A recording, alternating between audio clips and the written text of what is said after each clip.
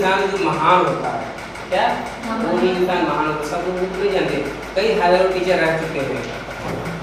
जब राधा कृष्ण से पहले भी कई हजार टीचर रह चुके चले गए, लेकिन हम लोग उनको याद नहीं रखते हैं। कुछ कुछ गिने चुने हैं उनको हम लोग याद रखते हैं। तो याद रखने के पीछे कारण क्या है? उनका महान व्यक्तित्व, उनकी पर्सनालिटीज कैसी है, लोगों के साथ उनका विचार कैसा है, इस चीज़ को हम लोग याद रखते हैं। तो ये सारी बहुत सारी चीज़ें होती है सीखने के लिए हम लोगों को।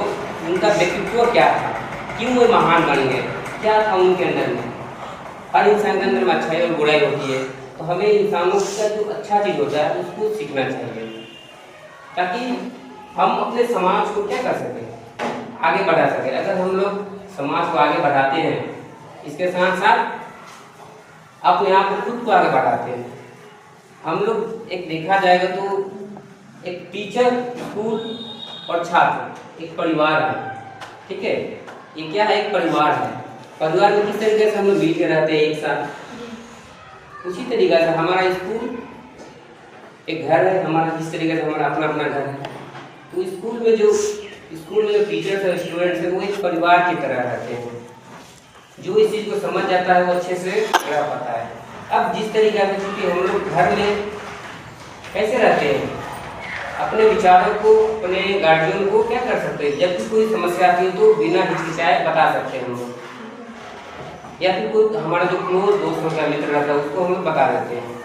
तो स्कूल में भी वही एनवायरनमेंट क्रिएट किया जाता है। सिर्फ हम लोग टीचर जो है स्कूल में पढ़ाते नहीं हैं, और टीचर का ये रिस्पॉन्सिबिलिटी नहीं है कि सिर्फ पढ़ाना और पढ़ना। पढ़ाने के अलावा इसके साथ साथ क्या है, ऑलराउंडर डेवलपमेंट, तुम्हारा शारीरिक विकास, मानसिक विकास, बौद्धिक विकास, ये सारी चीज़ों पर ध्यान दिया जाता है कि तुम्हें किस तरीके से बोलना है, कैसे खड़ा होना है, कैसे 10 लोगों के बीच में हम लोग वार्तालाप करेंगे। ये सारी चीज़ें सीखनी होती है। बहुत सारे बच्चे जो होते हैं स्कूल से निकल गए, जो कॉमन चीज़ें मैं देखता हूँ बाहर में, रास्ते में चले गए, नज़र झुका के चले जाएंगे, यानी कि आपने कुछ नहीं सीखा। आप क्या समझते हैं? आपने उसको किसी बड़े बुजुर्ग को रेस्पेक्ट नहीं दिया तो आप बड़े हो गए? नहीं हो गए। आपकी शिक्षा मतलब नहीं हुई, कुछ नहीं हुई। पढ़ने के लिए तो हमारे पास बहुत सारी चीज़ें हैं, ऑनलाइन रिसोर्सेज है, वहाँ से हम पढ़ सकते हैं, ज्ञान हासिल कर सकते हैं।